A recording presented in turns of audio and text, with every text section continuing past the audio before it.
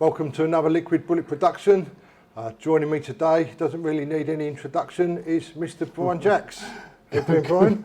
Morning, Lee. How are you? Right. Thanks for having me. I'm just going to run through a little list here. So you've been quite active in your life here, Brian. A little bit, yeah. TV show This Is Your Life. That's correct. TV superstar. He's also British and European champion in that. Yeah. Also in ranked 3 in the world's finalists as well. Right, yeah. Autobiography, Mindset of a Champion. And what you're most known for, judo. 10th degree black belt. Olympic medalist, 1972. World champion medalist, 1976. And you've also won 7 European medals. That's right, yeah. So, Brian, can we just... Mainly gold one. Yeah, gold one. So can we just step back to the beginning, Brian, sort of where you grew up and where you was born, etc. Sure, yeah. I was, my father was a taxi driver, London cab driver. Unusual as well because he did the knowledge of London, learning all the roads in London in just on 7 months, which on a push bike. Now they say it takes 4 years, 3 or 4 years. Right, yeah. All my aunties and uncles are cab drivers. And anybody that saw This Is Your Life that I was on quite a while back now, there was 11 of me uncles and cousins that drive cabs, and they were all on This Is Your Life. So I come from the East End of London, born in Stepney. I'm a true Cockney. I loved Great Britain. Let's put it mildly. Yep. And I've been very passionate about my country until a few years back when I decided, health and safety was getting a bit heavy, and this was getting out. I thought, oh bugger it, Yeah, it's gone a bit crazy. I live a lot of time abroad, and I can't go backwards and forwards now. Yeah. So, to what age did you start getting interested into judo, and how did you get into that? Well, my dad, as I said, was a taxi driver. At the time I was 8 years old, he really wanted to learn a bit of self-defence. He wanted to lose a bit of weight, and he wanted to keep fit. So he wanted 3 things. So he did judo because he was a tight-fisted so-and-so, and he got the benefit of 3 things out of doing one, and that was judo. And he did it for about a year and a half before I knew. I didn't know as a child that where he was going. And he said to me one day, he said, "Come on, I'm going to a judo competition." I said, "Well, what is judo?" I didn't know anything about it. It was 9, I think it was 9 at the time. He said, it's a sport where you throw people on their back and hold them down. And I thought, at 9 years old, you don't really give a hoot, do you? But I went to see him, and it was the London taxi drivers team versus the Metropolitan Police at the Chelsea Town Hall. And I get there, and the 2 teams came out, the policemen, and at that time, I don't know if you're aware of it, but police had to be 6 foot tall. Yeah. And my dad's only 5'8", so this big copper comes out, and my dad's down there, and he's up there, and a couple of fights, and he was the third fight, I think. They bowed, and the referee said begin, and he took hold of the guy, then moved 3 steps to one side, and he swept the policeman's feet away and won the contest in about 3 seconds. And I got interested there and then, because of your dad. So yeah, so it inspired you to want to get involved. And ever since then, to be honest, I've tried to beat people in under 3 seconds, but I've never done it. I've beaten them in like 8 seconds, 5 seconds, but never 3. I don't know whether it was a fluke what he did, but it was a beautiful technique. They went sideways, like, skipping that way, and he just slid he's bang, bang, that was it. And this big copper went on the floor. It was fantastic, and that was the motivation. And to get you involved. Yeah. So did you go into the judo straight after that, at that age? Or? Yeah, more or less straight into it. I did it at the London Judo Society, which is in Vauxhall, and I don't know. I took to it straight away. I just thought it was great fun because you're fighting, and when you're a kid, we used to go over the woods and play Robin Hood with bows and arrows and fight each other, and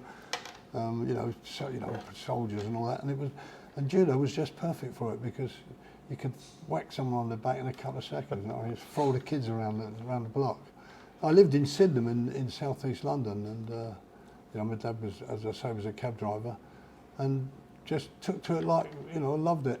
Yeah. And then when I was about 13, 14, he thought that I had, you know, because I was good, he thought I had a lot of chances, so he decided to send me off to Japan to train at the age of 15. I was 15 went on years, your own to Japan? Yeah, I was 15 years old on the day that I left. Blimey. And I just, you know, stayed with a Japanese family. The guy that I stayed with was Ishiro Hata. He was the #1 president of the World Wrestling Federation, or I think he was World Wrestling Federation. And I stayed at his house, but he was away most of the time, you know, in America, going all around the world because of his job. His wife was a business lady, she was out, so I lived with a Japanese family, two old ladies. One was his mother and the other one was her mother. Did they talk English fine, or They never did you spoke a word of English. No? How was the communication? I was, especially at that age, if you can't. Yeah, if you can imagine Tokyo, you know, is there. We were on the edge of Tokyo, and to get anywhere, I had to go on the underground and the trains. And I mean, in 1961, it's 1961. Everything was in these Japanese characters all over the shop. Right? You stand in the station, you think, now, which way do I get on that side of the train, or do I go over there and get on that? Because you don't know what. No, you don't know it's all weird, you know. But you soon learn. You know, if you cry a little bit now and again, you think, Christ, I'm on this bloody train. There's 32 stops before I get to my stop. I don't want to get off in case I get the wrong train back. You know, you get all confused and so on. But it was a great experience because to put, you know, when I look back on it, to put a 15-year-old out in Japan on your own, it's just, you know, I'm surprised that... It's quite challenging for a 15-year-old, really, to be... If you don't talk the language, you don't know where right, you no. are. It's You've got a clue where you are. You don't speak language, and people kept coming up to me and touching my hair, going, "Oh, blonde," you know, because it weren't that long after the war. Yeah. People come up and touch your hair and want to speak to you, and it was a great experience, you know, being there at 15. And of course, I trained there, and everybody on the mat beat the hell out of me. I mean, you didn't have a chance, you know, because the judo was so backward here than it was in Japan. I mean, Japan's the country where it started, and I got walloped about a bit. Did they use, like in Thailand, all the kids that go to the schools and that do the Thai boxing, don't they?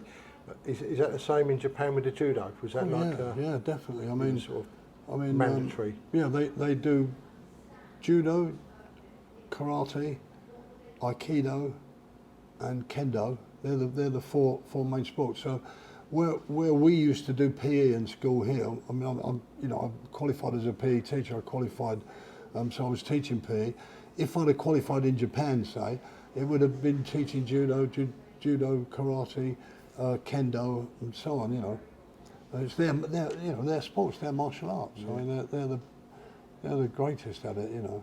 How did the Japanese treat you out there? Were they accommodating with you, or did they sort of? I mean, on the mat, I got thrown about a bit. I got smashed about a bit, but I think it was the best thing that could have ever happened to me, because if you think about getting good at something, you've got to learn the hard way, haven't you? Yeah. And I definitely learned the hard way. Train with the best. Got if you smashed want to be the about all over best. the place, yeah. But it was a great experience, and I mean, I got my black belt when I was 15.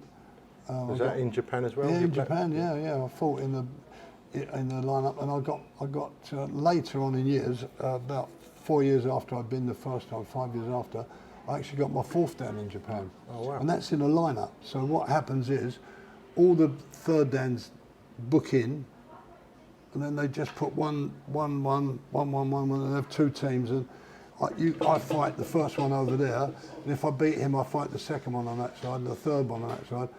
If you beat 5 one after the other, you go up automatically. And I beat 5 one after the other, went up to the fourth dan, And I went back quite a few times, there backwards and forwards to train.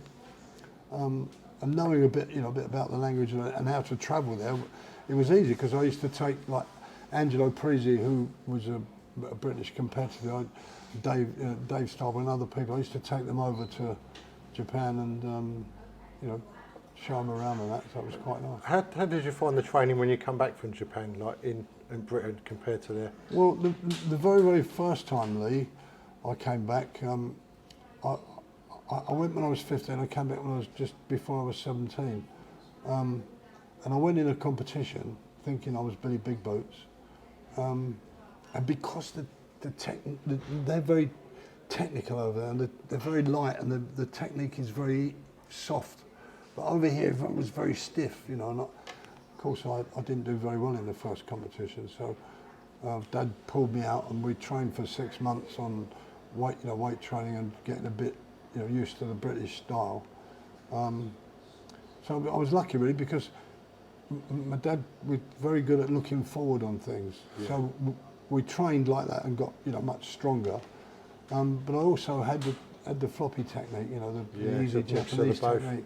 You must know. I mean, in karate, you can see someone's very stiff, and then you see someone who just does it and they're very loose, and you think, fuck, they're good, and that's more or less like the Japanese style. They're very easy and loose and floppy and light. It's lovely, lovely techniques. Yeah. So to what age did you, or what was the process of getting selected to represent the country, Brian? Well, yeah, so I came back from Japan and I found the stiffness of the English people compared to the floppiness, and then I trained for 6 months a different, weight training and more strength training with my dad. And then I went in the Olympic trials in 1964, and I won the trials. So I was only just 17 then, and I won a place to go back to Japan in the Olympics in 1964. The first Olympics was in Japan that you went to. So I'd been there for 2 years, came back, got in the British team as a lightweight. There was only 4 people in the team, and went back to Japan for the Olympics. I came 8th in the Olympics, which at least I won a fight, which was quite a feat, for somebody 17 years old. And then periodically I went backwards and forwards. I took lots of English people over there that wanted to train, that became Olympic medalists as well, Angelo Parisi and loads of other people. I kind of introduced them to the Japanese way of life, and because I spoke it was easier to get. So I went backwards and forwards, and then I was coming back one year in 1972, and as I was coming back, the plane landed in Bangkok and broke down. So they said, well, we're going to have to send a new plane, so you're going to be here 2 nights. So, and they put us up in a hotel, and I got in this hotel, Lee, and I thought, this was the bollocks, am I allowed to say that? This was the bollocks. I'm sitting in the bath, and at the end of the bath, there was a little TV stuck in the wall. I've never seen that before. It was night. Now it's a common thing, isn't it? But anyway, I'm in the bath there, having a bath and looking at the little television at the end, and the phone rings. But the old big handle phone like this. So I picked it up. I said, "Yeah, can I help you?" So he said, "Yeah, do you want a lady?" I said, "What?" I said, "No, I don't want a lady, thank you." I put the phone down now. Anyway, I'm in the bath a bit longer, and the phone rings again. "Do you want a lady?" "No, I don't want a lady. Get some." Anyway, I get out of the bath, I was drying off. There's a knock on the door.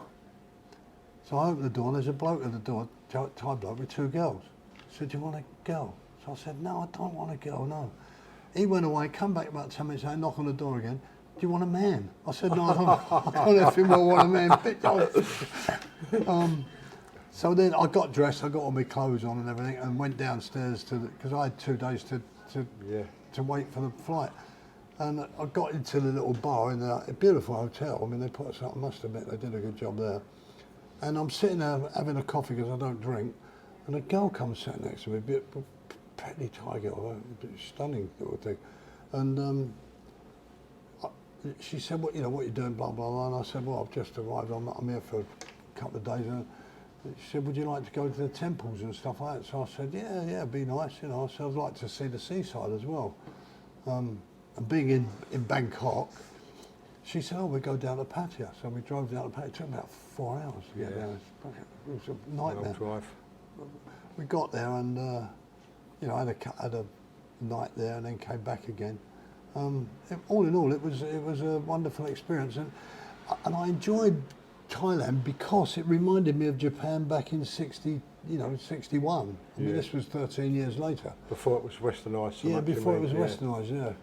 And that's what has always dragged me back to, you know, spending quite a lot of time in Thailand, is the fact that it was very similar to Japan.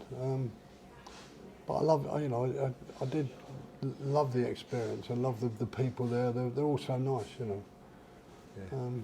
Can you just run us through with your, obviously you've been in the Olympics quite a few number of times there, Brian. Can you just run us through your sort of, your Olympics stages? Yeah, as I say, in '64 I went to Tokyo. I came back, and then in 1968 the Olympics was in Mexico. But they didn't have judo as one of the Olympic sports. They had it as a sport, but it didn't count in the Olympics because it was in Tokyo, because the Japanese chose judo to be in the Olympics. And then they voted it in '68. So I went in '68. Although it wasn't the official Olympics, we went as a team and fought, yeah. But then I went in 1972 to Munich, and I won a bronze medal there. And then I went in 1980 to Canada. So I've been to 4, you know, but the process was a bit different because of not having it in the Olympics in the second games. But so I think they've changed the rules now. At that time, if you had a new sport, like there's new sports coming in now, Yeah, like, you know, all the time. what do they call it? These little bicycles that they. Yeah, the little miniature Yeah, the ones. little miniature motos, yeah. mini motos. And they're jumping up and down. That's just coming, and all different sports are coming in. But at that time, if you brought a new sport in, you had to be voted in the next game. So, anyway, I went to 4 overall, and you know. So, how did you find? Like, how was your mindset competing at that sort of level with, like, obviously televised and people watching? Did you find that sort of more pressure on you? In 1972, they had the problem with the Israelis, didn't they? I don't know. I think once you've been to one, you kind of you grow an inner strength to that, because it is the ultimate event. I mean, for my sport, in any case, I mean, the World Championships, Olympics first, World Championships, and then European Championships, in that order. And the Olympics is such, you know, it's such a wonderful experience, especially Tokyo, because it all took place on an American army base. Oh, right. Because the Americans had been there since the war, and then they took the base over, and we stayed in all the houses on all the teams from everywhere stayed together on this one village, and it was a fantastic experience, because you could go outside and there'd be giant chess pieces with a giant chessboard, and you'd sit on a chair one side of this big square and play chess with each other, and they had discos in the evening. You know, Did all the different countries like they all mingled merged in? Yeah. mingled in, Not yeah? only did they mingle in, well, in Tokyo, I think we had 14 different restaurants on the actual campus, because of all the different sports and all the different people. You know, you could go and have Chinese food, Japanese food, Indian food. You could have British food in different places, and it was all free. You know, because you had the card to get around everywhere. Magnificent. I mean, the experience of being in the Olympics is just beyond anything I've ever done. You know, all the people are very friendly. Everyone is together. Everyone's pulling together. You know, even though you're actually competing against each other. Yeah. Well, I'm just going to throw in a couple of judo questions for you, for the judo fans. What is your favourite judo throw? It's called uchimata, which is it sounds like squash tomata, but it's not. It's uchimata. It's inner thigh throw. It's a throw where you throw and you lift one leg up in the air. That's the throw that I've thrown people with quickest. The quickest I've ever done is 6 seconds. And that's been your From most the- from- successful Yeah, throw as well. from the time the referee says begin. It was actually, I did it in 8 seconds in the final of the British Championships. I fought a German lad, and did it in 8 seconds, and I fought another British lad after that, and that was 7 seconds. But I used to be a bit bombastic, you know. I think a lot of judo is psychological, you know, when you're going to fight someone. So what I used to do in the final of the British Championships at Crystal Palace, they got one mat and everybody's watching the one mat. Yeah. They call your name out, and they call it once. They give you 1 minute to get to the mat, and if you don't come, they call you twice. If you don't come at the end of the 3rd minute, then you can get disqualified. So what I used to do in the final is to wait for let the opponent stand on the mat for 3 minutes waiting. And then everybody in the audience going, oh, he ain't coming, oh, he ain't coming. And I'd come out and I'd polish the top of the rostrum, you know, and then walk on the mat. They'd gone then, they'd finished. It was a psychological. Yeah, sort of wear their adrenaline out when they're waiting. I used to do that quite a bit, you know, put things like, you know, like that. Yeah. Just to set a lot of it psychological, isn't it? You know, you Yeah. can beat someone. I mean, you know, if you in a fight situation or something, you know, if you say to them, I'm going to smack you with the left at your marker, you know, and they go, oh, well, and they get, you know, and they think, Christ, he must be, you know, you get bombastic about it. Yeah. Same in the Superstars. I did the same thing in the Superstars, you know, with Daley Thompson. I mean, you might, in one of the Superstars, I don't know if the people in Britain understand, but when they did the Superstars, they did it over 2 days, and they did 4 events on one day and 4 on the other. And the first day, I'd won 2 events, come second in 2, and I'd already won the whole competition. But they can't show it on TV like that because it makes a mockery of it. How did you first get selected for Superstars? How did that come about? I got a phone call from the BBC asking me. I was a teacher. I was teaching at Woolwich College. I was a PE instructor at Woolwich College, and they phoned me and said, would I go in it? And I said, yeah, I'd love to, you know, because I've seen it on the TV. And they said, well, it's next weekend. I said, nah. I said, no. I said, you give me like 5 or 6 weeks notice and I'll go in it, because obviously I wanted to Bit of training to prepare for yeah, it. You that's know? right. So I gave them Dave Starbrook's number and Neil Adams, and they phoned Dave and he went in it. But he only did well in one event, you know, and it didn't do judo any good. So then they phoned me a couple of weeks later and said, would you go in it in 7 weeks' time? So I said, yeah. I said, you know, that would be great, because it'd give me... So my dad and I worked out a training program for the Superstars. You know, I was cycling in the morning, and, you know, all the different... I was doing the arm dips on 2 old park benches up at Lullingstone Golf Course. I'd bring the park benches together and do it in the end, you know, at the end of the bench, because you couldn't... You know, you didn't have any parallel bars. Who were the other competitors in that you was competing against? All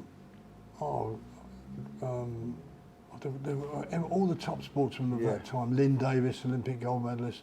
You know, a lot of the boxer, I can't think of his bloody name now.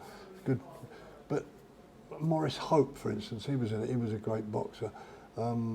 Malcolm McDonald. There was loads of all the famous people, and the amazing thing was they were all the best of the best of the best. Yeah. You know, which is unusual. You know, but you can look it up. But every single, I mean, the footballers were in it. Not George Best, I think.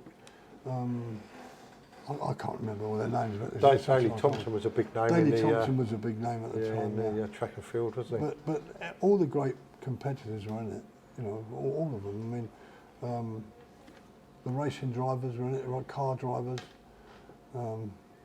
How did that take over from the judo? How did you sort of find these? Well, I was very fortunately, really, because I was coming to the end of my judo career. You know, I was in the British team for like 19 years, nearly 20 years. And I was coming to the end of it, and I got invited into this. And because I'm a PE teacher by trade, you know, I qualified at Avery Hill College funny enough, the head of department at Avery Hill was Mick Jagger's father, Joe Jagger. Oh, really? Yeah. And I'll never forget it because I did the first year and I was a matured student, and I'm not that clever at writing, but I had to hand in the first 10,000 word essay, and I handed it in, and a couple of weeks later it was time to go in and get the marks. So I walked into the desk and he was sitting opposite, and hey, he was he was teaching us all the time, and I looked at the desk and I could see my essay with all fucking red lines all over it, all marks everywhere, and I thought, oh, fuck, here we go. So I stood, sat down in front of him. He said, "Sit down, Brian." He said, "Brian," he said, "I'm going to give you an A-, which is the highest score, one of the highest scores in the year." He said, "But you can't fucking spell." This is the way he said it, I mean, I thought, I thought I was in big trouble. Anyway, I mean, I was in college in any case, and that helped me with the Superstars because I knew technically, like if you're going to race a push bike, for instance, you need to get the maximum power on your legs. So you need to measure from the saddle down and all that. I had all the measurements done. Even the squat thrust, I was up on my fingers like this, on the actual floor to make me higher so you could bring your legs through quicker. Everybody else was doing it flat-handed, which is 4 inches difference. And everything I tried to do, scientifically, according to what I'd learned at PE. So it worked for you. It worked for me, yeah. I mean, it was very good. I mean, the arm dips, for instance, I didn't do them in the upright position because all your weight of your body, if this is your shoulders, all the weight of your body's going up and down like this.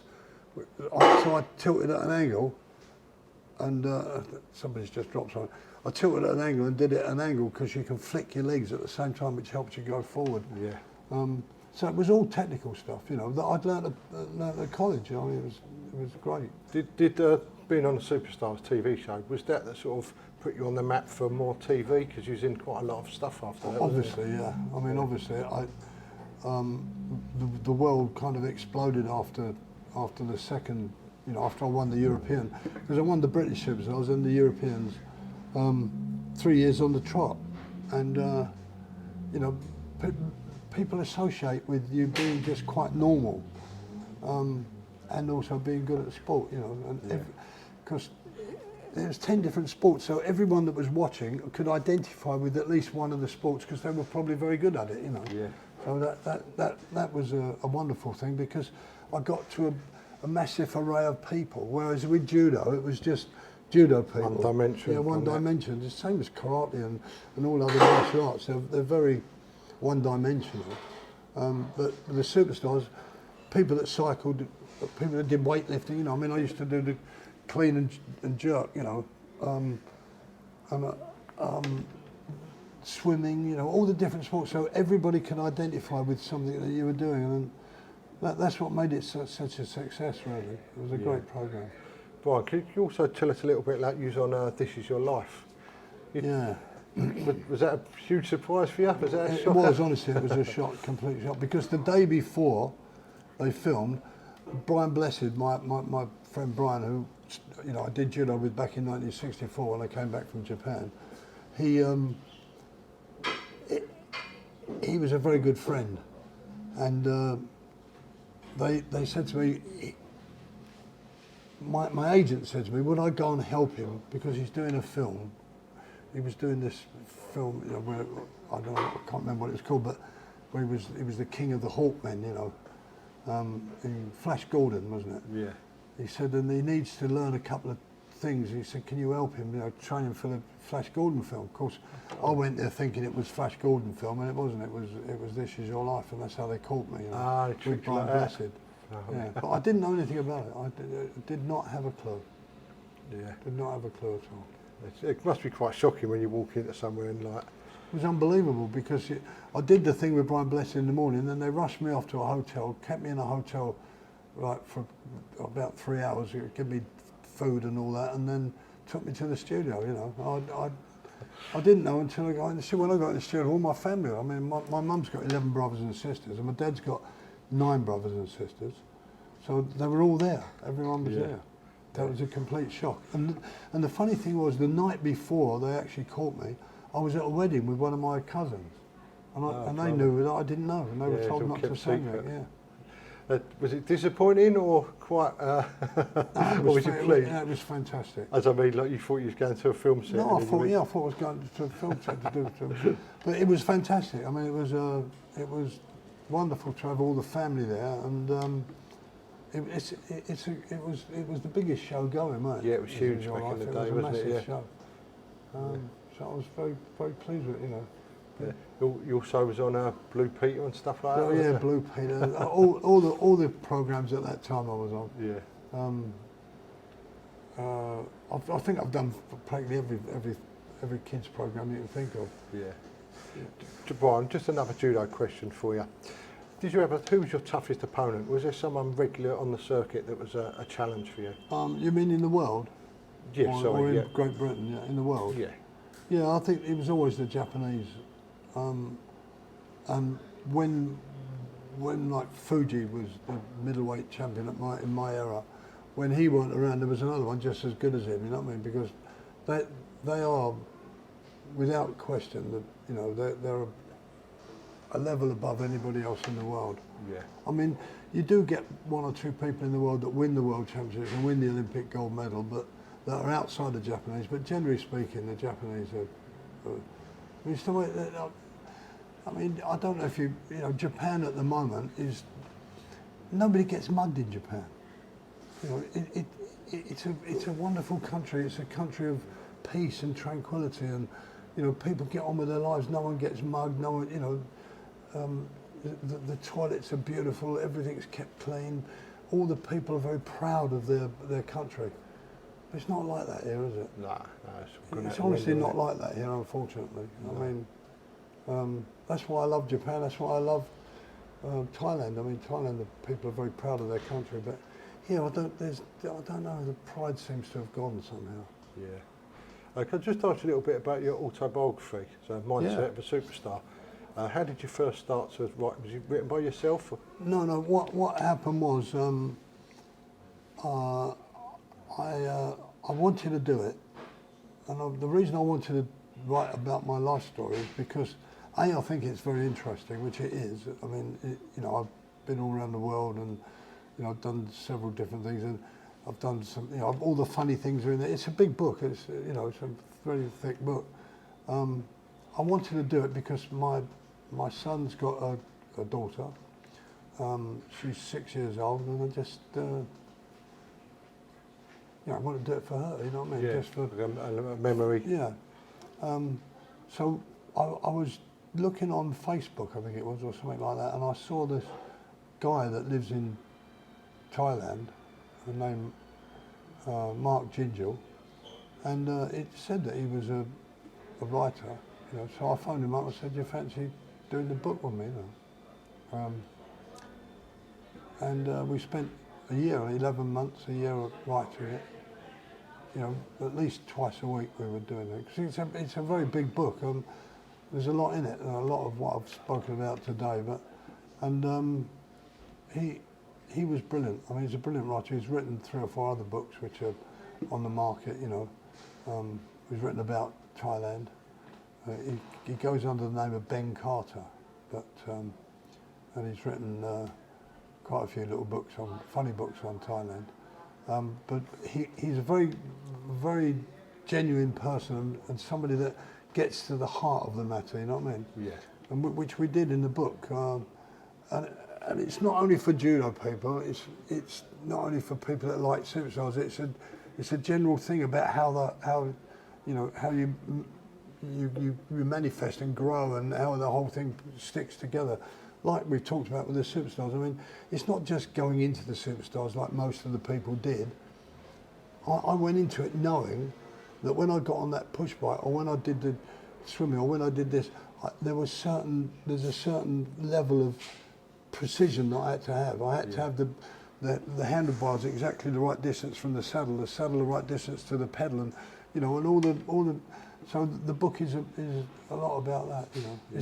It's called The Mindset of a Champion. And where can people find that if they want to find out? Well, it's on Amazon. Amazon? Yeah.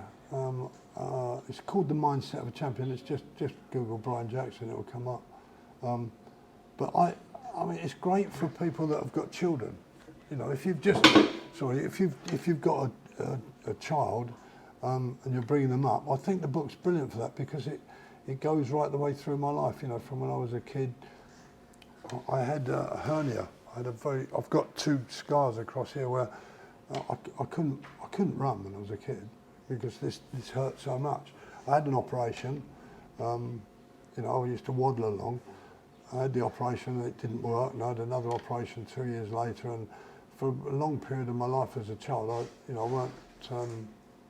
Well, I couldn't walk properly. I could walk, but I mean, yeah, I could walk, but in pain and discomfort until I was about 7 or 8 years old. So it would help people that have got children because, you know, it's right the way through the whole of my life. So. Yeah, and like a positive mindset for the sort of goals. Yeah. Brian, just going to ask you a little random question. Have you ever had to use your judo in a real life situation? Yes, once. No, only once. And that was in Thailand, funny enough. It was New Year's Eve, and I was walking down with a friend of mine who's an 8th dan at karate, believe it or not. He's an English guy. And his son and my son, they were both about 20 years old. And we were walking, it was New Year's Eve, we were walking down Soi 7 in Pattaya, and there was loads of people going backwards and forth. It was packed, you know, from one side to the other. And some idiot, 2 idiots, come up the road on a motorbike, which was absolutely stupid because they were nudging into everybody on the way. Yeah, like trying to get down a high street of people. They were idiots being on the bike, and they bumped into my son, you know, and knocked him over a little bit, and he kind of turned, and as he turned, they'd gone away, but I was behind, so I just put my hand out as they come and he hit my arm. Anyway, he stopped and got off the bike, you know, and I thought, well, this is, you know, I don't really want any aggravation on New Year's Eve, but you can tell when he was determined. And you know, when you do a bit of karate, and when you do, I mean, I did quite a bit of karate, I got up to 2nd dan, but when you do karate and judo, as soon as someone comes towards you, you know exactly by the way they stand, you know, it's just like inside your body, isn't it? Anyway, I knew he was going to kick me. It was a right-footed kick, so I sidestepped, grabbed the right foot and did an Ouchigari on him with the other leg and threw him on his back, and as he got up, I just hit him. And the other bloke came and grabbed hold of me from behind. I threw him over my shoulder, and as he got up, I hit him as well. And they'd had enough then. They'd had enough, and I swear to you, I mean, it's not. I don't want to be big-headed about it, but everybody was clapping. big group of people all standing and going, "Hey, yeah." But that's the only time really. It didn't last very long. It was only about 30 seconds at the most, I suppose. Yeah. Yeah, I didn't realise you also done karate, Brian. Can I just ask you a little bit about that as well? Yeah, sure, yeah. So when did that age, what sort of age did that start? Well, it was when I was in Japan. I as I say, I went when I was 15. I was there till I was 17. And when I was about 15 and a half, 16, or nearly 16, my dad was paying me, for my stay there. Yeah. And he suggested that I went and tried it, He said, go and try it, might help your judo, the stance and the way the feet are on the floor and you're very strong in karate. And so I went to Oyama's dojo, which was a big mistake. Fuck me, that bloke, excuse my language. That guy was an animal, really. Matsuya Oyama, he killed the bull in the ring. Knocked his horn off first of all and then killed it. I think it was 1 or 2 punches, but you can see it. I think it's still on YouTube now, the actual film. So I went to his dojo, and anyway, his dojo was huge, and it had big doors like this, but that you opened, sliding doors. The Japanese, this was in 1961, 62, big sliding doors, and it was freezing. I mean, it was so freaking cold in Japan. The snow was down, and I remember going into the dojo, taking your shoes and socks off, and he used to give you a kendo. I'm not sure what they call makawari or whatever they call them, the bamboo kendo things. I know, yeah. And you used to have to hold it above your head and walk around the dojo, sliding your feet around the dojo, like slide, like, toes pointed inwards. and you used to have to walk round and round and round and round. And if your fucking arms come down, he'd whack you on the back of the arse with a... And then he'd stand in front of you and he'd say, kick me. And you know, you don't like kicking someone, do you really? And he'd go, kick me! And then you'd kick him and he'd go, not hard enough, kick me hard. I want a hard kick. And he used to stand there like a block. And then he would say, stand in karate position. You get your feet ready like that. And he'd put his hands on you like this, just touch you. And he'd go, oof, and you'd go back like 12 feet, I swear to you. He'd put his hands on you, just go, doom, like that. Just with his wrist, and you'd fly back, you know.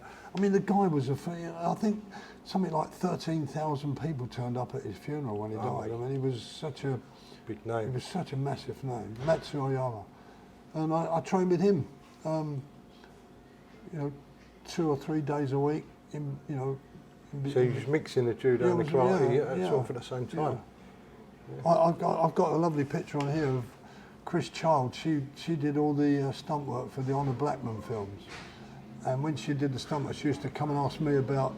She was a judo player, but she used to ask me about the karate kicks, and I got a picture on here of me doing one of the kicks with her. She's 5'11" tall, and if I can find it quickly, you can have a quick look. But yeah, we can flash it up if you. We'll flash it up after. Put it up on the screen. But I'm right up in the air, like about 5 foot up, kicking her in the face. I mean, she's 5'11", and she did all the modelling for all the stunt work on the Blackman films. She just launched a book, Chris Child her name, and she's just put a book out in the last like 7 or 8 months. She's got and I'm on the front page of her. She's throwing me with a judo technique. Oh, blimey. Yeah.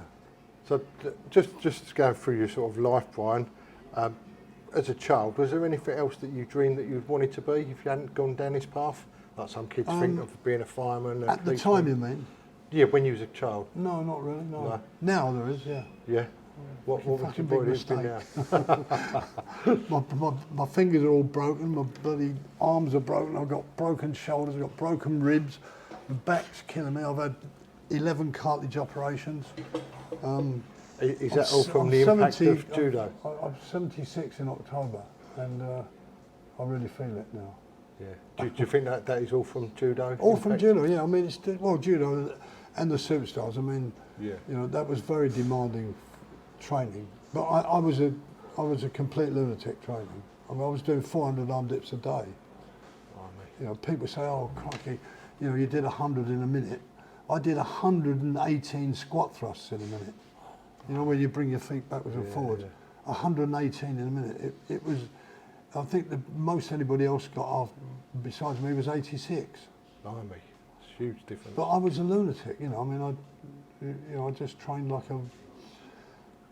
Yeah, if you've got to train hard, haven't you? You got to. If you're going to do something, do it properly. Try and do it properly. Yeah. Yeah, you got to go for it. If at first you don't succeed, try and try again. They say that, but it's no good trying again if you haven't put the work into it. You know, you've got to put the workload into it, haven't you?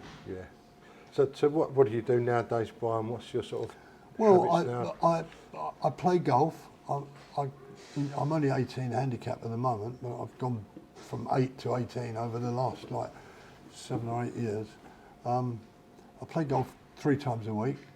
I cycle every day on my push bike. I normally do an hour and a quarter to an hour and a half every day on the push bike. Oh wow, so you're still really active then? Yeah. Oh yeah, I mean, I still keep fit. And play golf, and the rest of the time just enjoy myself, you know. Yeah. So Brian, if anyone wants to find you or follow you on anywhere, if you do any websites they can follow you? Well, you can contact me on Facebook. I'm on Facebook. Just Google in Brian, or type in Brian Jackson, I'll come up. I live a lot of time in Thailand, but what I'll do after the show, I'll give you a card that you can show, you know, you can perhaps put on. Yep. If anybody wants to contact me. I run an apartment block. We have 69 apartments. Well, we have 64 apartments and 5 shops. So if anybody wants to come over, it's £200 a month, which is nothing. And you can live there. You get a fully fitted apartment. It's fabulous. Thailand's very cheap, and we've got a little restaurant downstairs. We've got a swimming pool. I'll give you a card. You can put it on. But I mean, I get lots of people come over. I mean, Mickey Pearce from Only Fools and Horses comes over. Jimmy White comes over. You know, loads of people that I know from the showbiz side of things come over there and stay with us. I was with Jimmy White 2 weeks ago before I left. You know. Oh, really? So it's nice. You know, we have a lot of lovely people staying there that come over that you know, don't want to be in the thick of everything. They're just a bit outside. It just takes 10 minutes to get into the centre of town. I've been running that now for 17 years. And you know, we're very busy. It's called View D Apartments, and you can Google it, View D Apartments, Brian Jacks, but it's wonderful. I mean, it's a fabulous place to be. We have a fabulous time there. All right, Brian, we'll start to wind it up there. Lovely. Thank you ever so much for coming. Appreciate your time. Thank you very much. It's been a pleasure. Any time, come and see me. It'll be wonderful.